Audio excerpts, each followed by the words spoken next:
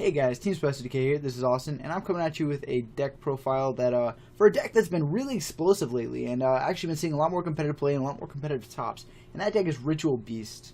So we're actually going to go through the deck, and we're going to go through the card choices. So let's get started here.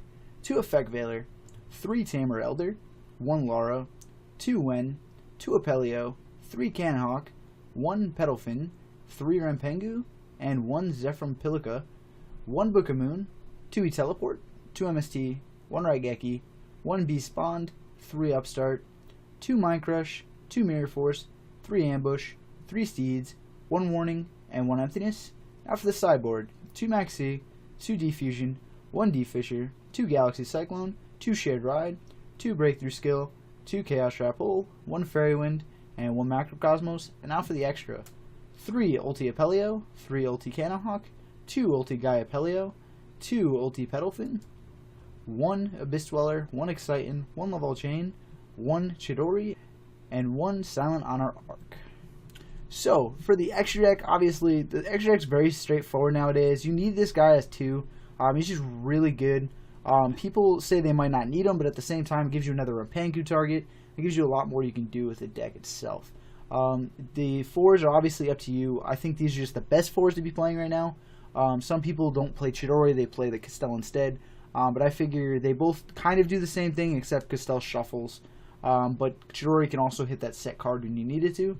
As for the sideboard, it's pretty straightforward. I do sideboard the breakthrough skills, which is a little bit different, just because I'm really scared of that Winda. Once Winda's on a board, it's really hard to get around it without beating over it. And outside of getting like an Apelio effect off, it's really tough to do so. So if they're able to stop that Apelio play, you're not going to be able to beat them there. So having those breakthroughs in the sideboard definitely helps. As for the main board, I have the 2 MSTs as opposed to the 2 Galaxy Cyclones inside, just because MST is a lot better at dealing with the floodgates, strictly because they don't have to be set to go after them. Obviously, Galaxy Cyclone, if they have no sets next to their floodgates, you're in trouble, because you won't be able to get the Galaxy Cyclone engraved to use it later on. Plus, we're only playing one bond, but you do need the bond because obviously it's just really good for finishing off your opponent.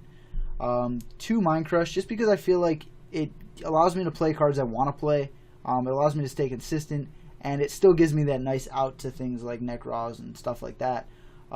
Especially since I do want to be maining the 2 Mirror Force. Mirror Force right now is a card that you haven't really seen much in competitive play, so people aren't expecting it. When people aren't expecting Mirror Force, that's when it's at its best. So maining Mirror Force when people aren't really playing it too much is when it's at its best. And then obviously the 2 Veilers in main, it's just really for that Necros matchup and just anything that Veiler's really good against outside of that. That was my choice on the deck. You guys can obviously change it up however you want to fit your play style. This just fits mine a bit better. But you guys should definitely check out Ritual Beast. It's a pretty cheap deck right now. Most of the cards aren't really much more than $1 outside of the staples. And the deck itself is very explosive and very good. And it just got a top 8 over in YCS Columbus at the 150th. Not to mention that a couple other guys get top 64. And it's just a deck a lot of players are scared to see just because of how explosive it can be. And if you don't have the right answers to it, it can blow you out really quick. As for that, I think I'm done here, guys. So as always, like, comment, subscribe, and later.